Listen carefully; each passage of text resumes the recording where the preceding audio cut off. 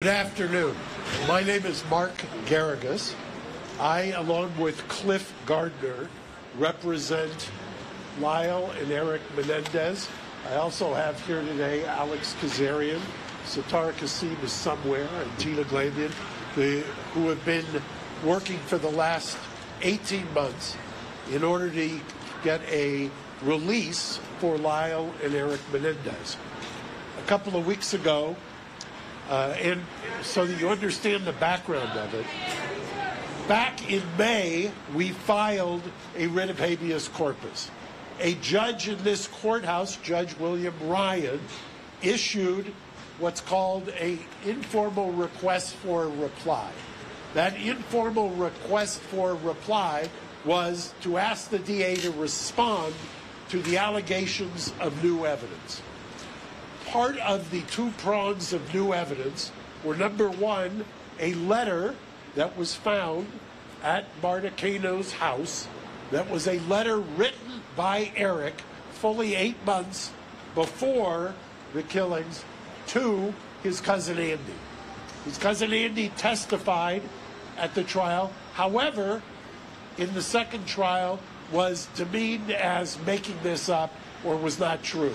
This letter now shows or corroborates that Andy was telling the truth. The letter describes the abuse. The letter, I believe, was released, at least temporarily, by the DA's office, and anybody who wants it, we can release that as well. The other pillar of the writ of habeas corpus was a declaration by Roy Rosello. The declaration by Roy Rosello is incredibly important for a number of reasons. Number one, Roy Rosello, who was a member or a then member of the band Menudo, was and took great courage at Nuri's finding him and talking to him to sign a declaration that said that he too was assaulted by the father, and not only assaulted, but it happened at the house. The reason that's important is that it corroborates what was testified to in trial number one, that it corroborates the fact that the safe place that Jose thought he had was in the house. It corroborates what the family members said was the very uncomfortable rule in that house, that you could not go down the hallway if Jose was with one of the boys.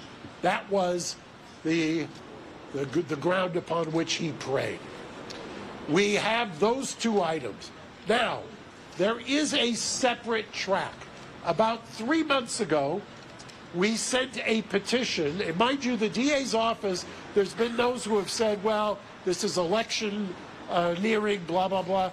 We filed this, and the DA has been, Mr. Gascon's office, has been engaged with us productively, strongly, for well over a year. Joan, who you will hear from in about 5 minutes, we actually, because of her young age, she turns 93 next month, we had what's a very rare thing done back in December, which is called a conditional examination. It's a deposition in a criminal case to preserve her testimony.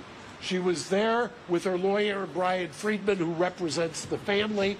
And what we are also on a parallel track doing is asking, and have been asking, the DA to look at the work they have done and resentence them, to support the resentencing. Now, when I say the work they have done, Lyle and Erik have started, mind you, since 2005, up until the time that Judge Ryan issued the request for an informal reply, have had no hope of ever getting out. Since 2005, they had exhausted all legal remedies. They had resigned themselves to being in prison for the rest of their lives. You could take two tracks on that. You could either just become a hardcore, irreconcilable recidivist, or you could do what they've done, which is create programs, counsel people, develop amazing programs, mentoring people, go to college, get degrees. Lyle, in fact, graduated from the first ever class in June. I watched it. of a combination of UCI along with the Department of Corrections, the first class, Mr. Friedman and I were there, of 22 prisoners who got their BA degree while in prison, and a bunch of them life without parole. So there is an idea that there is redemption. There is an idea with their green space project of rehabilitation. I will tell you, in over 40 years of doing this, I have never seen the amazing exemplary rehabilitation and mitigation evidence that we have now presented to the DA's office.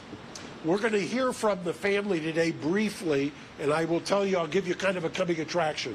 I will start with Anna Maria. She will tell you exactly the genealogy.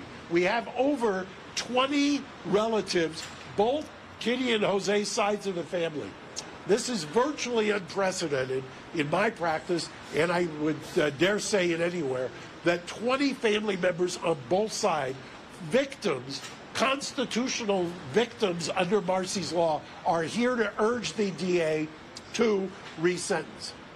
When, after they're finished speaking to you today, we will then, Mr. Friedman will take them across the street to the Hall of Justice, and they will go through what Gascon does in resentencing, and they will meet with the resentencing unit. They will, under the California Constitution, Marcy's law, they will voice their opinion on why they believe it's time that these gentlemen come home. That they've spent over 35 years, and I've said it once, I've said it twice, if they were the Menendez sisters, they would not be in custody. We have evolved, it's time, and without further ado, I'm going to introduce Anna Maria, who's going to come up and speak.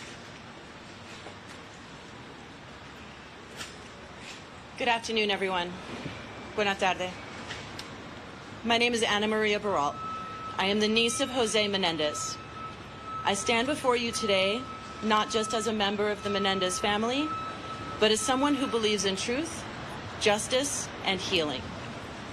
Before I get started, I just want to say that I know this is an election season, but for us, this is not a political issue. This is about truth, justice, and healing. On behalf of our whole family, it is my honor to formally introduce our new coalition, Justice for Erik and Lyle. Like so many others, I struggled to process the events of that fateful August day and the loss that I felt. Over time, it became clear that there were two other victims there on that day, my cousins Lyle and Erik. Lyle and Erik would continue to be victimized. They would be victims of a system that wouldn't hear them. And they would be victims of a culture that was not ready to listen. They would be mocked. They would be called cold-blooded killers, left to rot in jail and denied any hope of redemption. If Lyle and Erik's case were heard today, with the understanding we now have about abuse and PTSD, there is no doubt in my mind that their sentencing would have been very different. And yet, despite their circumstances, they have chosen a life of light. Without hope of release, they persevered. They have sought to better themselves and serve as a support and inspiration for survivors all over the world. Their continued incarceration serves no rehabilitative purpose. It's time to recognize the injustice they've suffered and allow them the second chance they deserve. Now here we are, both sides of the family united, sharing a new bond of hope. Hope that with the re-examination of their case, a new outcome will be reached. Hope that this 34-year nightmare will end and that we will be reunited as a family.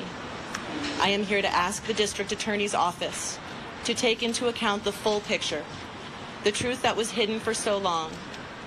Lyle and Erik deserve a chance to heal, and our family deserves a chance to heal with them. Please join us. Visit www.justiceforerikandlyle.org and sign our petition. And if you'll indulge me, I have two more statements to read. The first is from my mother, 85 years old, Terry Baralt, the sister of Jose Menendez. She can't be with us today due to health challenges, but she sent me this. I'm sorry that I can't be there in person to support my nephews, Lyle and Erik. I begin chemo soon and my doctor says no flights. I need to be strong. I wish to make it clear that I stand firmly with this family. I am Lyle's godmother, and I love them both very, very much. My nephews have spent 3 decades in prison helping others. I have seen great growth in them. Even the law enforcement supervisors and corrections have written letters to the court asking for their resentencing and release. Millions across this country agree.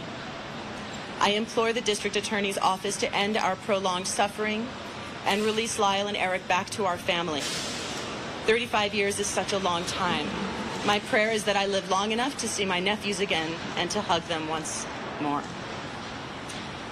I have another statement, and this is written by a family member of Marta Cano and Andy Cano, that Andy, the one to whom the letter was written. This is written by one of Marta's children. Thank you for giving our family the opportunity to express our thoughts during this pivotal time in Lyle and Erik's case. Our family's tragedy has always been very public and has been extensively covered by many media platforms. Marta and Andy Cano would have wanted to speak today, but unfortunately they are both unable to do so. Marta is in memory care, but she spent decades supporting Lyle and Erik. Sadly, we lost Andy shortly before his 30th birthday, and we miss him every day. Both Marta and Andy deeply loved Lyle and Erik. They both believed in justice, but they also believed in second chances and forgiveness. It has been 35 years since this happened, and we feel enough penance has been paid. It is time for them to be released and for all of us to move on and continue healing as a family. Again, if you want to help, please join us at justiceforlyleanderik.org and sign our petition. With that, I'm going to be followed by several members of the Anderson family. First will be Alan Anderson. He's the nephew of Kitty Menendez. Of Kitty Menendez. And the second will be Karen, the niece of Kitty Menendez. But first, Joan Vandermeulen, sister of Kitty Menendez. Please join us.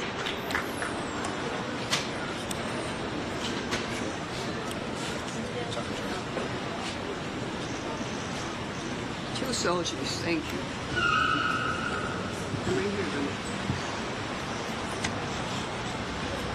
Not very much space for paper, is there? Do you want the glasses on? No, they're not even mine, but yes. Okay. No, they match the top. Okay. Please know that I'm nervous and full of emotions. I never thought this day would come. I am Kitty's sister. I stand here today with a heavy heart and also with hope and justice and understanding. We have received such an outpouring support in recent weeks, which led us to launch this formal initiative. For many years, I struggled with terms with what happened to my sister's family. It was a nightmare none of us could have imagined. But as details of Lyle and Erik's abuse came to light, it became clear that their actions, while tragic, were the desperate response of two boys trying to survive the unspeakable cruelty of their father. As their aunt, I had no idea of the extent of the abuse they suffered at the hands of my brother-in-law. None of us did. But looking back, I can see the fear and tension that their father had instilled on them. They were just children who could have been protected and were instead brutalized in the most horrific ways.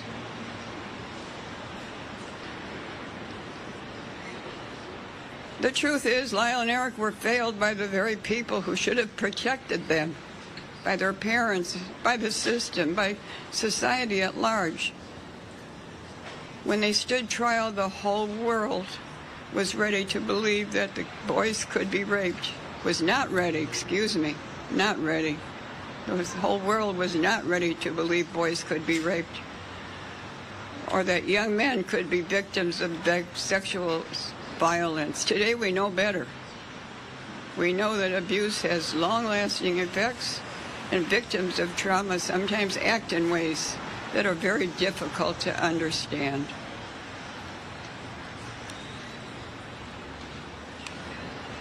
In the years since their conviction, society's understanding of sexual abuse and its psychological impact has grown significantly. We understand that a person doesn't need to fit a specific mold, whether it's gender or socioeconomic status, in order to experience abuse.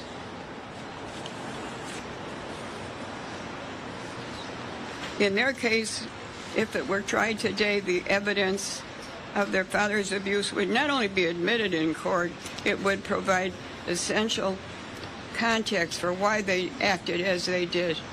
No jury today would issue such a harsh sentence without taking their trauma into account. Lyle and Erik have already paid a heavy price, discarded by a system that failed to recognize their pain. They have grown, they have changed, and they have become better men despite everything that they've been through. It's time to give them the opportunity to live the rest of their lives free from the shadow of their past. While I recognize it is election season, this isn't about us or about the politics. It's about finding the truth, delivering justice, creating space for healing. I want to thank everyone who has reached out to our family in recent days and weeks, asking how they can help. Today we have an answer. Please sign our petition at www.justiceforerikandlyle.org and urge the district attorney's office, no matter who holds the DA position, to consider all the evidence, both old and new, and to bring together justice.